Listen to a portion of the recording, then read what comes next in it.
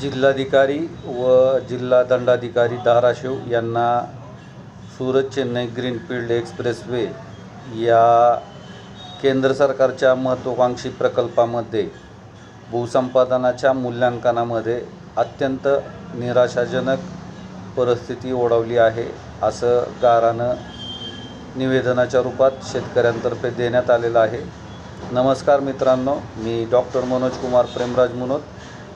Surat Chennai greenfield expressway लाभार्थी बाधित गाव किंवा परिवार देखील म्हणू शकता.